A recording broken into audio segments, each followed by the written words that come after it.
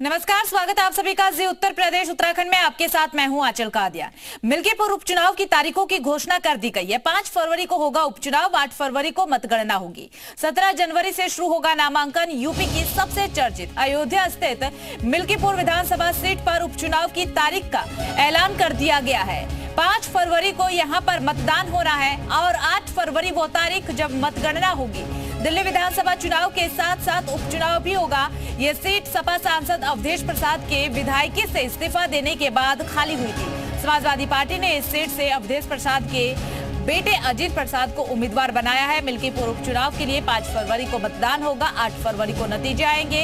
इस चुनाव के लिए 10 जनवरी को अधिसूचना जारी होगी। आपको ये भी बता दें कि 17 जनवरी को नामांकन की आखिरी तारीख होगी। 18 जनवरी तक नामांकन पत्रों की जांच की जाएगी और फिर 20 जनवरी वो तारीख जब नामांकन पत्र वापस लिया जा सकता है।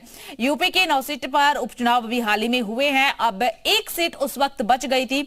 अब एक बार फिर से समाजवादी पार्टी और भारतीय जनता पार्टी के बीच जबरदस्त मुकाबला देखने को मिलेगा मिल्कीपुर सीट पर। मिल्कीपुर सीट पहले सपा के पास थी और अब मिल्कीपुर सीट बीजेपी के लिए नाक का सवाल बनी हुई है। सपा को हराकर बीजेपी संदेश देना चाहती है कि अयोध्या की जनता अब उनके साथ है। पार्टी की पकड़ जमीन पर कमजोर नहीं हुई है, तो इसीलिए ये सीट काफी ज्यादा महत्वपूर्ण है दोनों ही पार्टियों के लिए। यहाँ पर दोनों पार्टियां अपना दम दिखाती हुई नजर आने वाली है। समाजवादी पार्टी जो है उन्होंने अवधेश प्रसाद के बेटे को टिकट देने का ऐलान किया है और तारीखों की घोषणा हो चुकी है। समय काफी ज्यादा कम है। 18 फरवरी को मतगणना होगी, लेकिन उससे पहले 5 फरवरी वो तारीख जब अयोध्या की जनता, मिल्कीपुर की जनता अपने मत का इस्तेमाल करेंगी और 5 फरवरी को वोट करेंगी।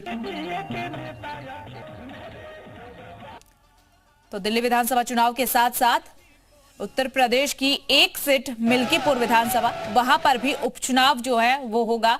देखिए, हाल ही में उत्तर प्रदेश की तमाम सीटों पर उपचुनाव हो गया था। 10 सीटों पर उपचुनाव होना था, जिसमें से मिल्कीपुर जो सीट है उसे पर तारीख की घोषणा नहीं की गई थी। अब उस पर भी तारीख की घोषणा कर दी गई है। 5 फरवरी को वोटिंग होगी, 8 फरवरी को नतीजे आएंगे, 17 जनवरी वो तारीख जब नामांकन दाखिल होगा। इसी के साथ आपको ये भी बता दें कि ये सीट जो है दोनों ही पार्टियों के लिए नाक का सवाल बनी हुई है। आज चुनाव आयोग की तरफ से तारीख का ऐलान कर दिया गया है। ऐसे में दोनों पार्टियां जो है पहले से ही पूरा दमखम जो है वो लगाए हुए हैं। अब से पहले 5 से 6 बार मुख्यमंत्री योगी आदित्यनाथ मिल्कीपुर जा चुके हैं। जीत का मंत्र तमाम कार्यकर्ताओं को देते हुए नजर आए हैं। कई बैठक जो है वो भी कर चुके हैं मुख्यमंत्री योगी आदित्यनाथ, जिसे लेकर के अवधेश प्रसाद की तरफ से कटाक्ष भी किया गया था। हाल ही में अवधेश प्रसाद ने कहा था कि चाहे कितनी बार भी मिल्कीपुर पहुंचे, कितनी बार भी अयोध्या पहुंचे, लेकिन अयोध्या की जनता ने, मिल्कीपुर की जनता ने मन बना लिया है कि वो समाजवादी पार्टी के साथ ही है, झूठे लोगों के साथ नहीं है। तो ये अवधेश प्रसाद का हाल ही में बयान सामने आया था जब तारीख निर्धारित की गई थी कि 8 तारीख को मिल्कीपुर पहुंचेंगे सीएम योगी आदित्यनाथ। तो देखिए, वार पलटवार का दौर जो है वो पहले से ही शुरू हो चुका है। अब जब तारीखों की घोषणा हो चुकी है तो ये जंग काफी ज्यादा दिलचस्प अब देखने को मिलेगी। 5 फरवरी को वोटिंग होगी, 8 को नतीजे जो है वो सामने आएंगे, 17 जनवरी वो तारीख जब नामांकन होगा। मिल्कीपुर उपचुनाव को लेकर के तारीख की घोषणा कर दी गई है।